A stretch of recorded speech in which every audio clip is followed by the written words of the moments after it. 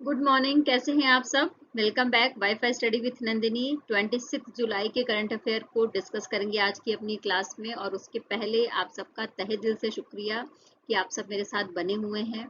आपकी वजह से ही मेरा जो चैनल है वो चल रहा है और आपने बहुत सारा साथ और बहुत सारा प्यार दिया है, उसके लिए बहुत बहुत बहुत धन्यवाद। तो चलिए मॉर्निंग का थॉट देखते हैं और उसके बाद अपनी क्लास को स्टार्ट करते हैं। मॉर्निंग का थॉट क्या है हमारे पास। गलतियों से सीखकर आगे बढ़ने का प्रयास ही आपको सफलता दिलाता है। यानी कि अगर आप सफल होना चाहते हैं तो उसके रास्ते में हमसे गलतियां होंगी, है ना। तो उन गलतियों को क्या करना है, सुधारना है, उन गलतियों से सीखना है और फिर आगे बढ़ जाना है। वहां पर अपने आप को ब्लॉक नहीं कर देना है, वहां पर अपने आप को रोक नहीं लेना है। क्योंकि जब आप गलतियों से सीखते हैं तो एक स्टेप और आप आगे बढ़ जाते हैं। तो इस बात का हमेशा ध्यान रखिए कि गलतियां हम जरूर करेंगे और गलतियों से सीखते रहेंगे, तभी हम सफल हो पाएंगे। तो आइए स्टार्ट करते हैं अपनी क्लास को। आज जो फर्स्ट बात होगी, जैसा कि हम सबको भी अच्छे से पता होगा कि 26 जुलाई ये दिन हम याद करते हैं अपने कारगिल विजय दिवस के रूप में। कारगिल विजय दिवस एक विजय ऑपरेशन चलाया गया था। जो कारगिल जगह है जम्मू कश्मीर की, वहां पर युद्ध हुआ था एलओसी पर भारत और पाकिस्तान के बीच में। और 26 जुलाई को ही भारत ने जो है अपना जो भी एरिया था वो सारा वापस ले लिया था पाकिस्तान से। और इस युद्ध में इस सशस्त्र विद्रोह हुआ था सैनिकों के द्वारा, है ना। तो उसमें भारत ने जीत हासिल करी थी और उसकी याद में ही उन सैनिकों को, उन वीरों को जो शहीद हो गए थे, उनको याद करने के लिए, उनको श्रद्धांजलि देने के लिए हम ये दिन याद करते हैं। और साथ में ही अपने युवाओं को प्रेरित करने के लिए कि वो अपने देश के लिए कुछ करें, अपने देशभक्ति की जो भावना है उसको जगा कर रखें। इसके लिए भी ये दिन हम मनाते हैं कारगिल विजय दिवस के रूप में 26 जुलाई को। तो आज हम अपने देश के उन वीरों को याद करेंगे, उनकी पुण्यतिथि मनाएंगे, उनको श्रद्धांजलि देंगे 26 जुलाई को कारगिल विजय दिवस के रूप में। ठीक है, आई होप कि आपने इतनी बात अच्छे से समझ ली होगी। आइए इसकी हिस्ट्री के बारे में थोड़ी जानकारी लेते हैं। देखो, भारत और पाकिस्तान ने दोनों ने 1998 में क्या किया था, परमाणु परीक्षण किया था। ठीक है, परमाणु परीक्षण के बाद दोनों के बीच में जो एक तरीके से कहते हैं ना कोल्ड वार, वो चल रही थी। 1999 में क्या होता है कि दोनों के बीच में लाहौर शांति समझौता होता है। शांति समझौता हमारे देश के प्रधानमंत्री अटल बिहारी वाजपेयी जी के अथक प्रयासों के बाद होता है। इस समझौते में ये कहा जाता है कि जो जम्मू और कश्मीर का जो मसला है उसको हल करने के लिए दोनों देश शांति से, शांति के साथ जो है पहल करेंगे, है ना। एक दूसरे के ऊपर युद्ध नहीं करेंगे, एक दूसरे की सीमाओं में नहीं घुसेंगे और एक दूसरे के साथ प्यार से रहेंगे। इसके लिए उन्होंने एक बस के माध्यम से लाहौर की यात्रा भी करी थी, एलओसी से वो गए थे। ठीक है, समझौता हो गया। लेकिन अंदर ही अंदर पाकिस्तान जो है क्या कर रहा था, ऑपरेशन बद्र चला रहा था। ऑपरेशन बद्र क्या था, पाकिस्तान के सेना के द्वारा चलाया गया ऐसा ऑपरेशन जिसमें वो एलओसी के माध्यम से भारत में घुसपैठ करेंगे और भारत के जो हिस्से थे उसको कब्जा करेंगे। और इसके लिए उन्होंने 5000 सैनिकों को क्या करा, 5000 सैनिकों को उन्होंने ट्रेंड करा और भारत की सीमा पर भेजकर भारत के हिस्से को कब्जा करते रहे। लेकिन उसके बाद 3 मई से स्टार्ट होता है कारगिल ऑपरेशन विजय। क्योंकि हम तो इस भरोसे के साथ थे कि चलो हमने क्या करा है, हमने समझौता करा है, दोस्ती का हाथ बढ़ाया है, तो अभी तो कुछ नहीं हो सकता। लेकिन इधर दोस्ती हो रही थी, उधर कारगिल पर हमला हो रहा था। तो इस ऑपरेशन बद्र के अगेंस्ट ऑपरेशन विजय चलाया गया। क्या चलाया गया, ऑपरेशन विजय चलाया गया भारतीय सेना के द्वारा। और 3 मई 1999 से स्टार्ट होकर ये युद्ध चला है 26 जुलाई 1999 तक। और इस 3 महीने के इस युद्ध में भारत ने अपने सारे क्षेत्र वापस ले लिए। निश्चित सी बात है कि हमें विजय तो मिली, लेकिन हमारे देश के जो सैनिक थे वो भी शहीद हुए थे। तो उनको याद करने के लिए ही 26 जुलाई को हम कारगिल विजय दिवस मनाते हैं। तो आई होप कि अपने आपने ये सारी जो कहानी है, ये जो सारी स्टोरी है उसको बहुत अच्छे से समझ लिया होगा। ठीक है, तो ऑपरेशन विजय के बारे में हमने सारी बात कर ली, जिसमें ऑपरेशन बद्र चलाया गया था पाकिस्तान की तरफ से और ऑपरेशन विजय चलाया गया था भारत की तरफ से। ओके, अच्छा देखो, इसके साथ साथ में राष्ट्रीय युद्ध स्मारक के बारे में यहाँ पर बात करेंगे। राष्ट्रीय युद्ध स्मारक स्पेशली वो स्मारक है जो आपको इंडिया गेट से 400 मीटर पर दिख जाएगा, है ना, बना हुआ। ये इसलिए बनाया गया था कि जो वीर युद्ध में शहीद हो जाते हैं उनकी याद में बनाया गया था। जैसे वहां पर आपको 4 तरीके के चक्र देखने को मिलेंगे, जैसे अमर चक्र जिसको अमरता का चक्र कहा जाता है, वीरता चक्र, त्याग चक्र और रक्षक चक्र जिसको सुरक्षा का चक्र कहा जाता है। क्लियर?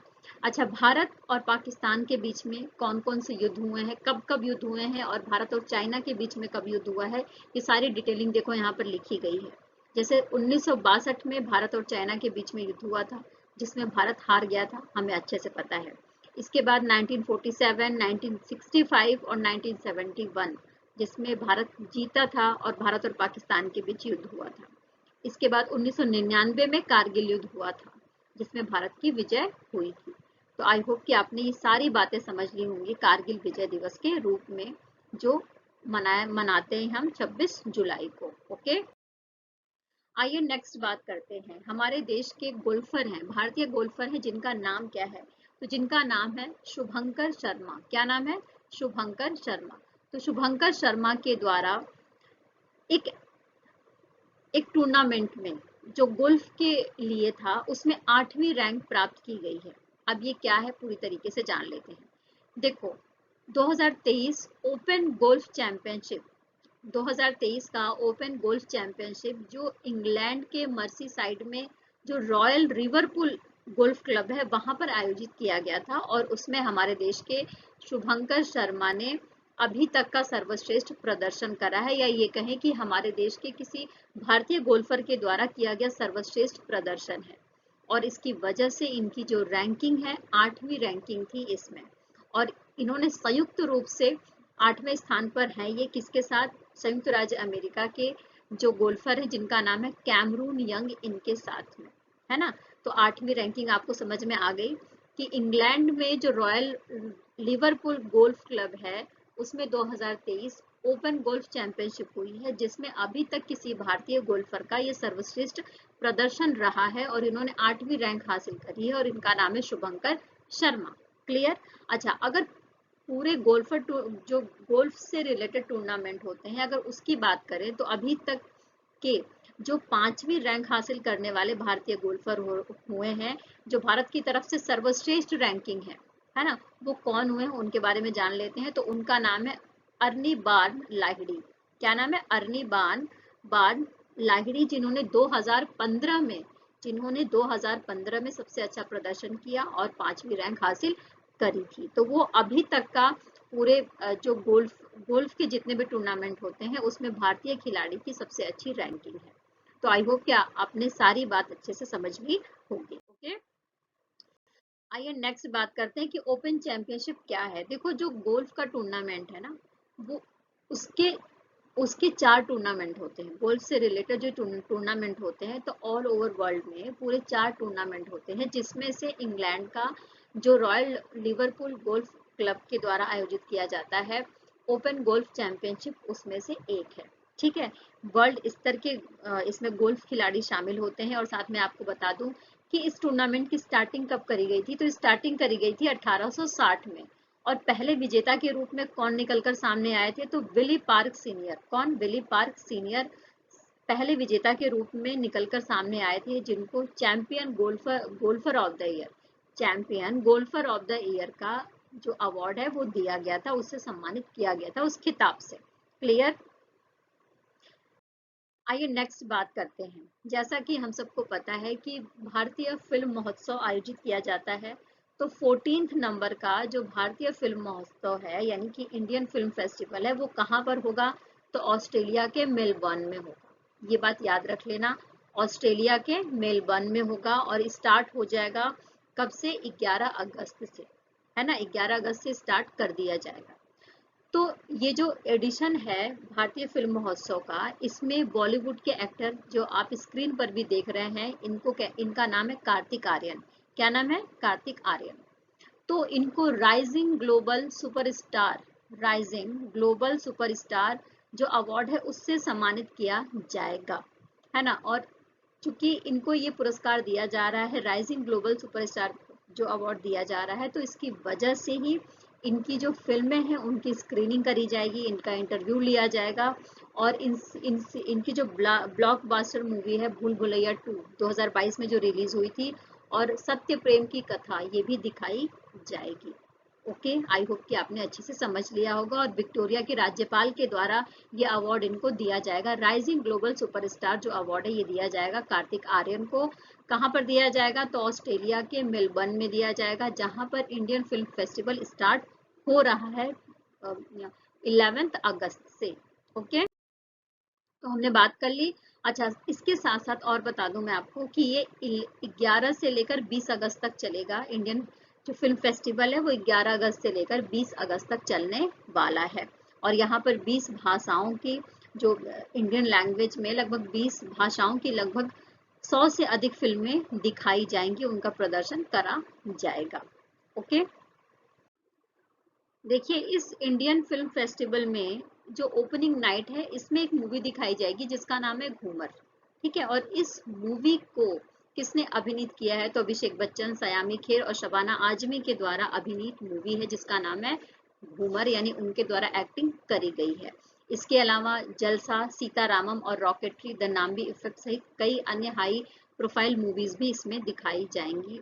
और साथ में जैसा कि हम सबको पता है कि फिल्म फेस्टिवल जब होता है तो उसमें डांस प्रोग्राम होते हैं, म्यूजिक शो होते हैं, तो ये सारी चीजें यहाँ पर होंगी। ओके, आइए बात करते हैं वाटर एटीएम के बारे में। वाटर एटीएम जैसा कि नाम से ही समझ में आ रहा है कि इस एटीएम के माध्यम से पानी मिलेगा, है ना। तो देखो वाटर एटीएम क्या है, एक स्कीम है, दिल्ली गवर्नमेंट की स्कीम है जिसका नेतृत्व किसने किया है? वहां के जल मंत्री सौरभ भारद्वाज जी के द्वारा नेतृत्व किया गया है और अरविंद केजरीवाल जी के द्वारा इसका उद्घाटन किया गया है। इसके पीछे का मोटिव क्या है? मोटिव ये है कि उन स्थानों पर, उन जगहों पर पानी को उपलब्ध कराना जहां पर लोग पानी की किल्लत से जूझ रहे हैं, यानी जहां पर पानी की कमी है, ऐसे स्थानों पर क्या करना? वाटर एटीएम के माध्यम से पानी को पहुंचाना ही इसका मोटिव है। अब इसमें यह भी कहा जा रहा है कि दिल्ली सरकार जो दिल्ली जल बोर्ड है उसके साथ मिलकर वाटर एटीएम मशीनों के बारे में भी उसका तो उद्घाटन कर ही रही है, साथ में 500 आरओ प्लांट स्थापित करेगी। 500 आरओ प्लांट स्थापित किया जाएगा दिल्ली जल बोर्ड के साथ मिलकर। दिल्ली सरकार की ये पहल है ना, जिससे लोगों को पानी उपलब्ध हो पाए। अच्छा, साथ में ये भी बोला गया कि 20 लीटर तक का पानी किसी भी व्यक्ति के लिए, किसी भी गरीब व्यक्ति के लिए जिसके पास पानी की कमी है उसके लिए मुफ्त है पूरे दिन के लिए। लेकिन अगर 20 लीटर से ज्यादा पानी लेता है तो 8 पैसे प्रति लीटर उसे देना पड़ेगा, उतना पैसे उसे सबमिट कराने पड़ेंगे, यानी 8 पैसे प्रति लीटर 20 लीटर के बाद पैसे देकर वो पानी ले सकता है। ऐसी बात कही गई है इस स्कीम के तहत, यानी कि जो ये वाटर एटीएम है इसके माध्यम से प्रोवाइड कराया जा रहा है। पानी के टैंकरों पर जो निर्भरता है उसको कम किया जाएगा और पाइपलाइन के माध्यम से, जो पानी के पाइपलाइन के माध्यम से पानी उपलब्ध कराने की व्यवस्था करी गई है वाटर एटीएम के माध्यम से। तो आई होप कि आपने ये सारी स्टोरी, ये सारी कहानी समझ ली होगी वाटर एटीएम के बारे में। आइए नेक्स्ट बात करते हैं मिशन शक्ति स्कूटर योजना के बारे में। मिशन शक्ति स्कूटर योजना सबसे पहले जो उड़ीसा राज्य है हमारे देश का, वहाँ के जो मुख्यमंत्री है नवीन पटनायक जी, उनके द्वारा स्टार्ट किया गया एक स्कीम है। इसको स्टार्ट किया गया था 2008 में इनके द्वारा, है ना। तो इस स्कीम में कुछ चीजें ऐड करी गई हैं, वो क्या चीजें ऐड करी गई हैं उसके बारे में हम यहाँ पर बात कर रहे हैं। तो मिशन शक्ति स्कूटर योजना के तहत स्कूटर खरीदने के लिए, यानी स्कूटर 2 पहिया वाहन है तो उसको खरीदने के लिए 1 लाख रुपए तक के बैंक ऋण पर ब्याज की छूट दी जाएगी।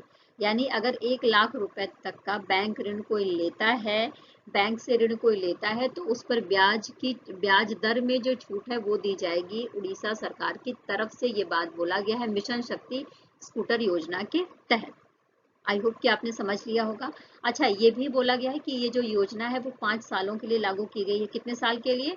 तो 5 ईयर के लिए है और इस पर 5 to 8.55 करोड़ रुपए का लागत आएगा, है ना। और ये स्पेशली फेडरेशन लीडर्स और कम्युनिटी सपोर्ट सिस्टम और फेडरेशन लीडर्स, इनके लिए ये योजना लेकर आई गई है जिससे कि ये सशक्त हो सके और जो दूर दराज वाले इलाके हैं वहां पर दो पहिए वाहन के माध्यम से, स्कूटर के माध्यम से आसानी से पहुंच सके।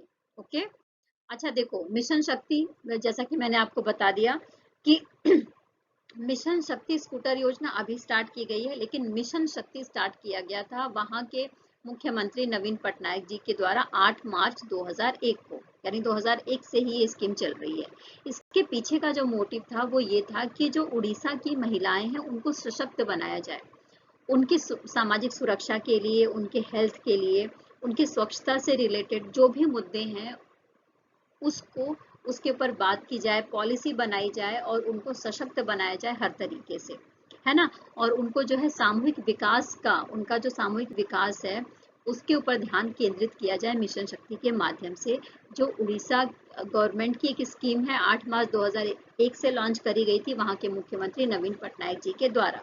आइए उड़ीसा को देखते हैं। जैसा कि हम सबको अच्छे से पता है कि जो भी, कि जिस भी राज्य या जिस भी देश के बारे में हम पढ़ते हैं तो वहाँ की जो एक भौगोलिक स्ट्रक्चर है उसके बारे में जरूर हम पढ़ते हैं। तो भारत का मैप जब आप देखोगे तो उसमें आप पूर्वी हिस्से में जाओगे तो उड़ीसा आपको देखने को मिल जा रहा है। उड़ीसा के बारे में बात करें तो इसका गठन हुआ था एक राज्य के रूप में 1 अप्रैल 1936 को। ठीक है। राजधानी भुवनेश्वर है, राज्यपाल गणेशी लाल है, मुख्यमंत्री नवीन पटनायक है। राज्यसभा के लिए यहाँ से 10 सीटें जाती हैं और लोकसभा के लिए यहाँ से 21 सीटें जाती हैं। ओके। तो हमने बात कर ली मिशन शक्ति योजना के बारे में और उड़ीसा के बारे में। आइए नेक्स्ट बात करते हैं गिग श्रमिकों। गिग श्रमिक कौन होते हैं पहले ये समझ लेते हैं। गिग श्रमिक वो हैं, हम कुछ भी ऑनलाइन ऑर्डर करते हैं, अमेजोन से ऑर्डर कर रहे हैं, स्विगी से ऑर्डर कर रहे हैं, है ना। तो वो लेकर जो आते हैं, हम तक जो सामान पहुंचाते हैं वो है गिग श्रमिक। उनको क्या कहा जाता है? Gig workers. ठीक है। तो गिग वर्कर्स बिल लेकर आया गया है, उनकी सामाजिक सुरक्षा के लिए लेकर आया गया है। कहां पर? राजस्थान सरकार के द्वारा। यानी भारत का पहला ऐसा राज्य बन गया है राजस्थान जिसने गिग वर्कर्स के लिए गिग वर्कर्स बिल लेकर आया गया है, उनकी सामाजिक सुरक्षा को बनाए रखने के लिए, उनकी सोशल सिक्योरिटी को इंश्योर करने के लिए, है ना। अब इसमें क्या किया जाएगा? सबसे पहले कि जो राजस्थान प्लेटफॉर्म आधारित एक गिग श्रमिक कल्याण बोर्ड की स्थापना की जाएगी। यानी कि राजस्थान सरकार की तरफ से एक गिग श्रमिक कल्याण बोर्ड की स्थापना की जाएगी। सबसे पहली बात तो ये है, जहां पर ये अपनी समस्याएं, अपनी शिकायतें दर्ज करा सकते हैं, उनका उसको रजिस्टर करा सकते हैं। इसके अलावा इनको इनको एक आइडेंटिटी कार्ड दिया जाएगा, यानी एक आईडी कार्ड उनको प्रोवाइड किया जाएगा जिससे उनकी पहचान हो सकेगी। इसके अलावा राज्य के एग्रीगेटरों के साथ पंजीकरण करने में सक्षम बनाएगा।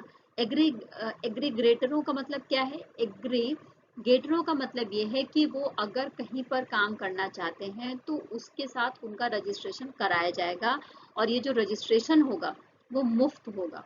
एप्स बनाए जाएंगे, एग्रीगेटर एप्स, और उसके माध्यम से जो भी इनका रजिस्ट्रेशन की जो भी प्रक्रिया होगी वो सारी मुफ्त होगी, है ना।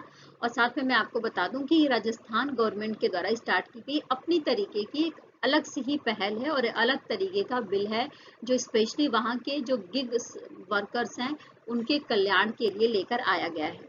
तो उनके द्वारा जो आईडी कार्ड है वो इतना सशक्त होगा कि वो अपने स्टेट में भी जॉब कर सकते हैं और इसके अलावा दूसरे स्टेट के साथ भी अगर वो जाएंगे तो वहां पर भी जॉब उनको मिल सकती है बड़े आराम से, है ना। और इसके अलावा वो अपनी शिकायतें भी दर्ज करा सकते हैं।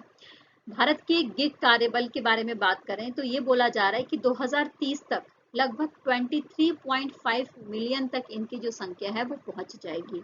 यानी इतना ज्यादा ऑनलाइन लोग चीजें मंगाने लगे हैं, तो इसके लिए जो गिग वर्कर्स हैं उनकी जो संख्या है वो भी बढ़ती जा रही है।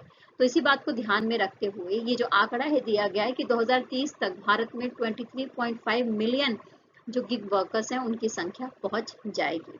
तो सामाजिक सुरक्षा संहिता 2020 में जो गिग श्रमिक हैं उनके लिए उनकी सामाजिक सुरक्षा के लिए, उनकी सामाजिक सुरक्षा को बनाए रखने के लिए बात की गई है। तो आई होप कि आपने सारा जो ये मैटर है वो समझ लिया होगा कि Rajasthan platform based gig workers bill 2023 पेश किया गया है राजस्थान में।